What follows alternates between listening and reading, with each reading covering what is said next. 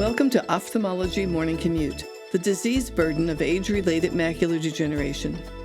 Morning Commute is developed by Projects and Knowledge powered by Kaplan and is part of a continuing medical education series. This independent CME-CE activity is supported by an educational grant from Genentech, a member of the Rush Group. In this first podcast, Dr. Arshad Kanani and Dr. Carl Regillo discuss age-related macular degeneration. What is the disease burden facing these patients, and what are some of the current treatments, particularly for neovascular AMD? Information about the faculty and disclosures can be found at morningcommutepodcast.com/AMD1. You can use this link to receive your credit and evaluate this program. The URL can also be accessed in the episode notes. Dr. Kanani is Managing Partner and Director of Clinical Research at Sierra Eye Associates and is also a Clinical Associate Professor at the University of Nevada, Reno School of Medicine.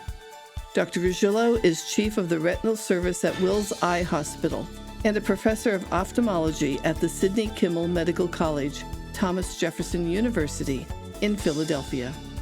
I am your host, Candace Hoffman. Dr. Kanani will begin our discussion.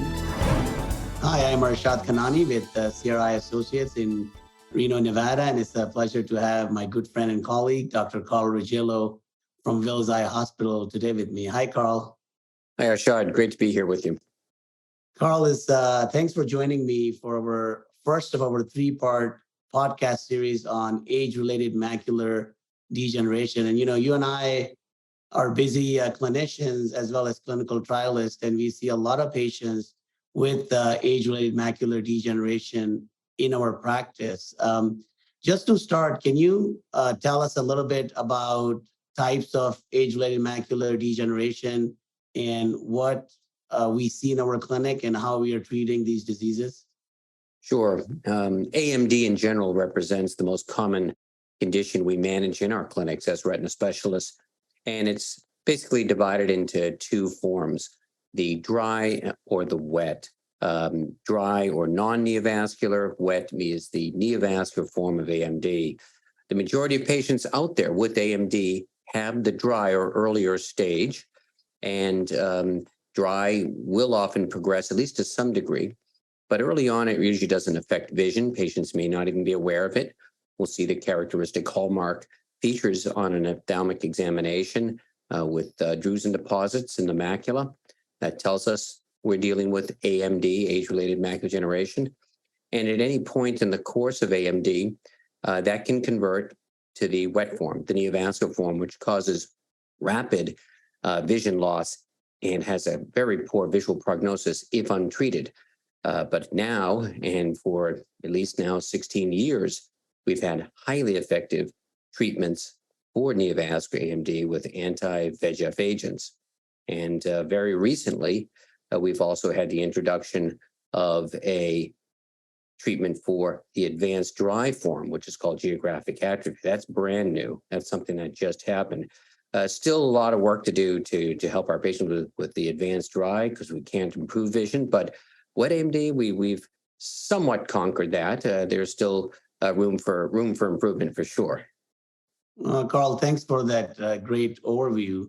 So the next question is, how are these patients coming in your clinic? Who's referring them, and what kind of problems they're complaining about? I see a lot of patients in my clinic that get referred to me actually have very advanced disease. And now with introduction of imaging, many of the optometrists and general ophthalmologists are diagnosing some of the patients earlier, but I think most patients don't notice until the disease is very advanced, and then they end up having difficulty reading, they can't work, they have problems taking care of themselves. So in your clinic at busy Wills Eye Hospital, how are these patients coming in and what are their common symptoms?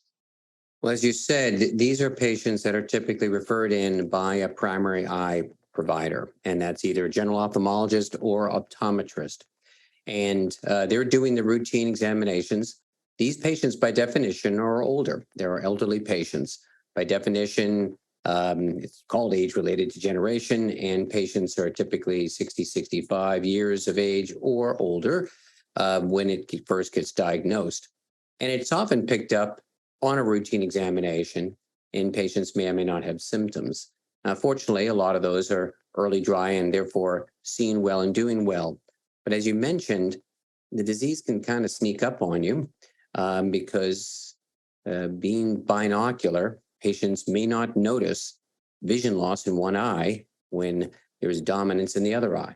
So if a patient's starting to have vision loss from, let's say, conversion from dry to wet AMD and is losing vision in the left eye, they may not notice it if their right eye is dominant, which is the way it is for most of the patient population.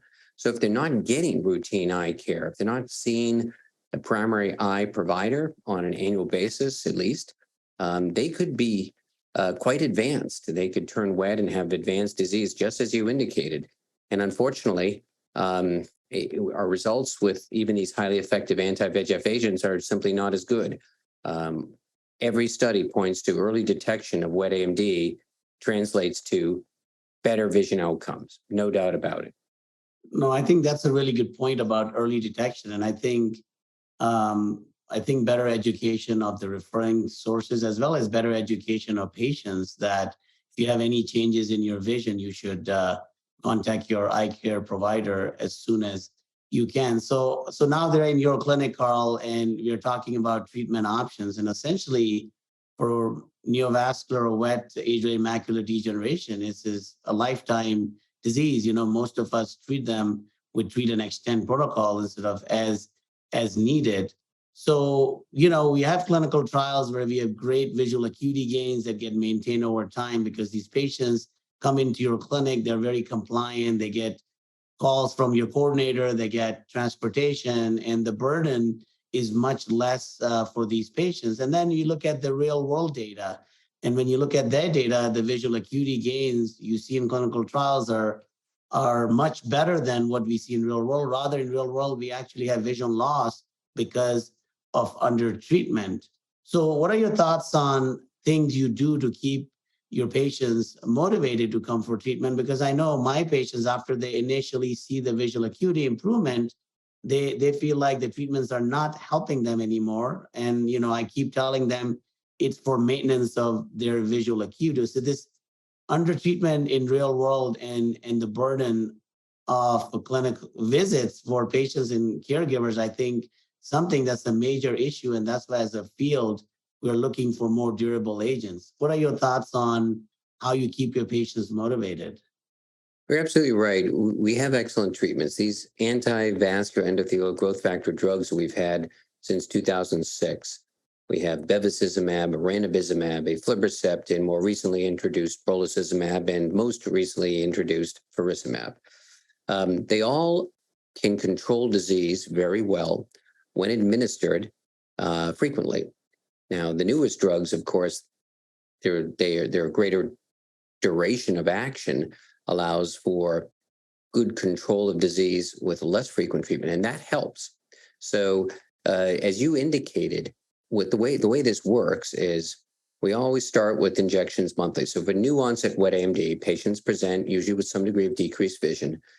Usually, the induction phase, that is the monthly injections, 2-3 months, usually gets most of the vision gains we're going to have.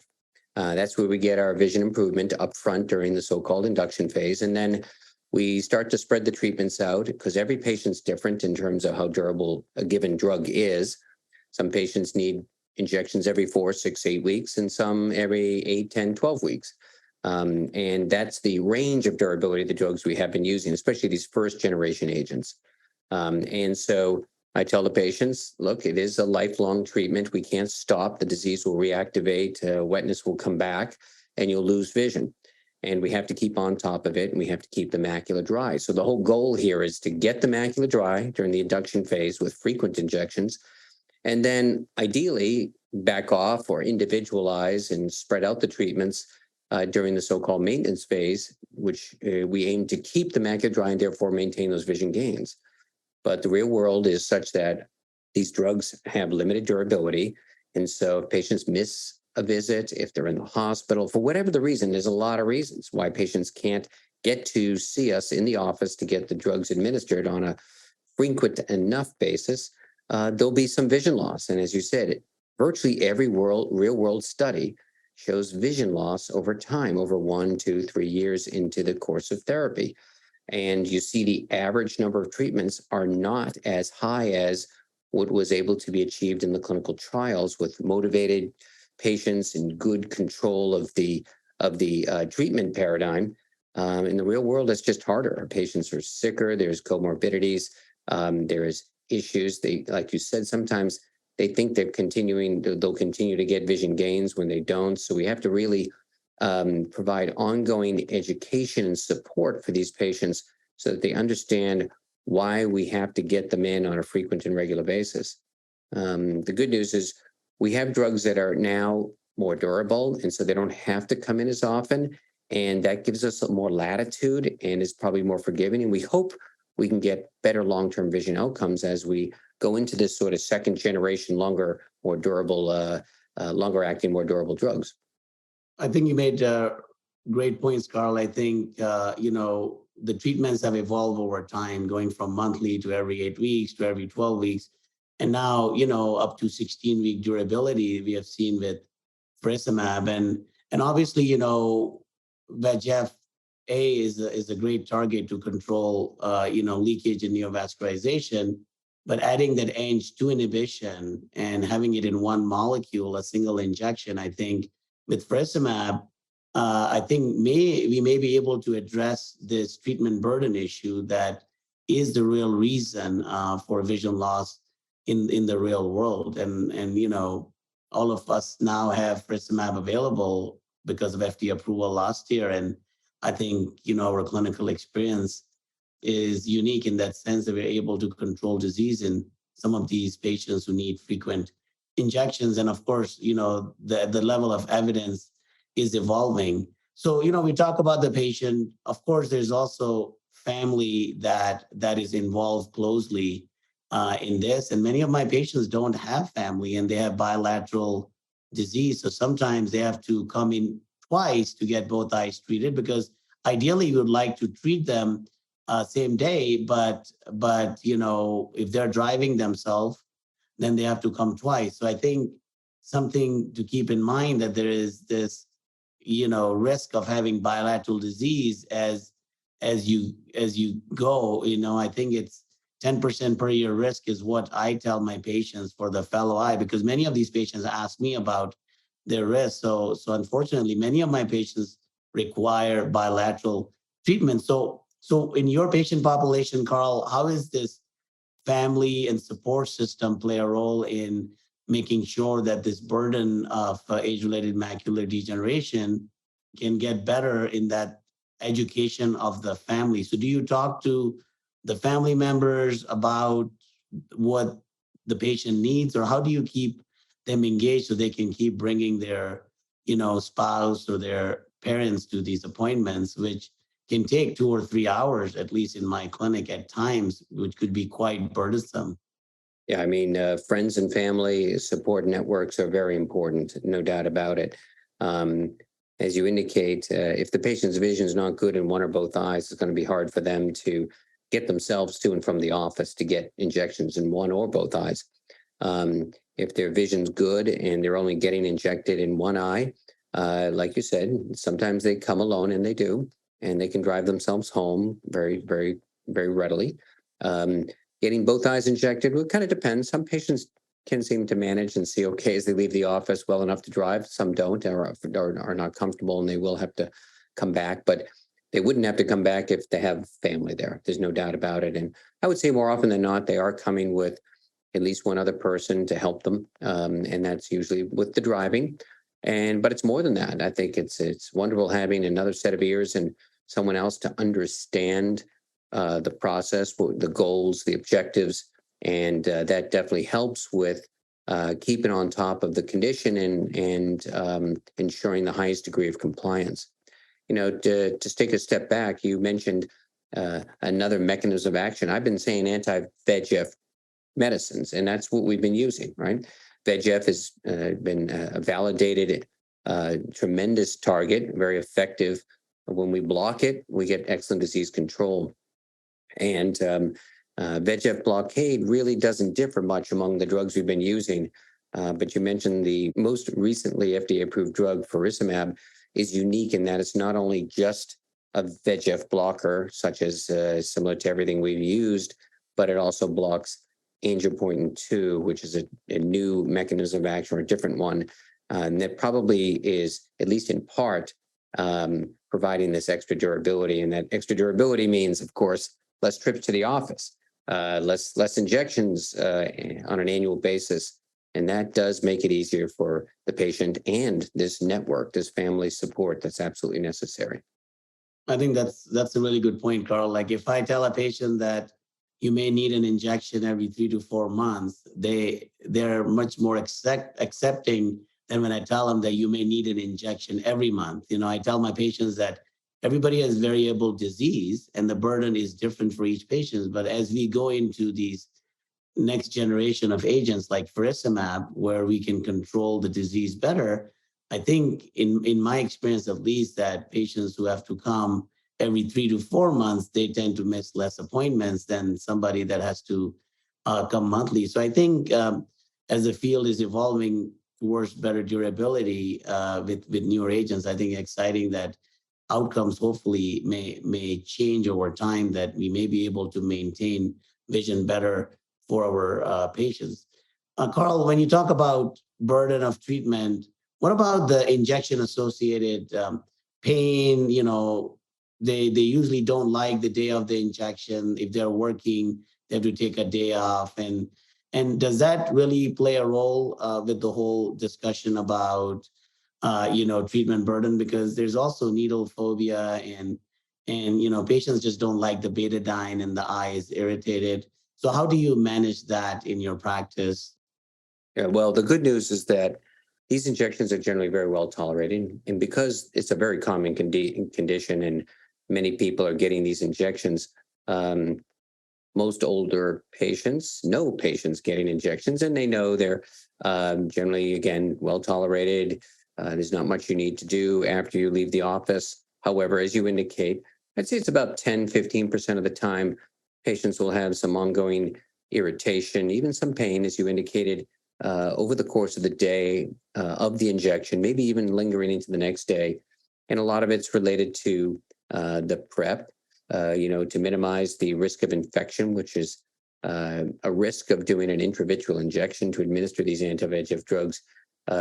We have to instill betadine drops, and that can be irritating to the cornea. And that's where people get that pain or discomfort afterwards. And sometimes it can be quite severe, keeping the eye lubricated, keeping the patient educated as to what's happening and why they're getting some of these problems. And I'll even modify the prep to minimize these post-injection episodes of discomfort that will sometimes occur. And it's from the PEP, not the medicine. The medicines themselves and the injection are really incredibly well tolerated and very safe. But the betadine is a double-edged sword. We need it to keep the rates of disastrous endophthalmitis infections as low as possible, and yet it can be quite irritating, even toxic to the cornea sometimes. So there's things we can do as doctors to make the experiences as good as possible to minimize these post-injection problems. So I like to keep the eyes well lubricated. And if patients have a problem with betadine, there are alternatives to that can be utilized. I also want to mention that we're very fortunate to have really superb imaging that helps us to finally fine-tune the way we treat this disease with our drugs. And the nice thing about it is the images are readily interpretable by our patients. They see what wet AMD looks like. They see what dry AMD looks like. They see what good responses look like. And it helps to keep the patient educated and engaged in what we're doing. The concept of keeping the macula dry once it's turned wet, and how it's a lifelong treatment process. They know it, they see it in their vision when the disease worsens, when they skip a treatment or something like that. And they'll see it on the scan. They'll see their disease worsening. So that helps to reinforce the whole process that these medicines are helping and that they need to be administered on a regular basis to keep the disease in check. No, those are great points. I think at the end of the day, I think patient education about the disease and and really about the whole injection experience and what to expect plays a key role in keeping these patients motivated. We know that these patients have a chronic disease, and that is affecting their lives. And the hope is that with proper education and counseling and using new drugs, we'll be able to keep the disease burden low. And of course, there's burden on the healthcare staff. Our clinics are getting busier and busier. As you said, now we have a treatment for dry AMD, and we have more injections to do than we can handle. So I think having these new agents that are more durable will actually help us being able to cater to all the patients that actually require our care. So to sum up this episode, Carl, I think the bottom line for me is that when I see a patient with neovascular age-related macular degeneration, I sit down with them and I set the expectations up front in terms of what the disease can do if it goes untreated and what I can do to help that patient. But I think it requires, commitment from the physician, but also the patient and patient's family, so that we can address this burden that comes with AMD, so that we can have better real world outcomes. And on top, if we have newer agents that, like faricimab, with dual mechanism of action and better durability than standard of care injections, I think that really helps with compliance and hopefully long-term outcomes. Any last thoughts from you before we sign off on this episode? Yeah, as you hit it, upfront education is super important, and then reinforcing that over time. But upfront, I tell patients right away, because when they hear the word treatment, they think cure. I said, this is not a cure. This is disease control. And to get the best long-term vision outcomes, and it is forever, it's forever treatment, indefinite treatment, we have to stay on top of it. And that requires a commitment and requires frequent visits and these scannings and the treatments. And we can't get behind. Once we get behind, if we have setbacks, we may not be able to recover from them. So once disease reactivates, it's time sensitive. So we have to keep on top of it. And that's why the injections and the office visits are so frequent. Thank you, Carl, for those excellent closing thoughts. And I also want to thank the audience for listening to this episode. Remember to receive your credit and evaluate this program. Please visit morningcommutepodcast.com/AMD1. You can find all of the episodes in this series and all of our other podcasts on your favorite podcast streaming services, or download our Morning Commute app. Thank you for joining us today.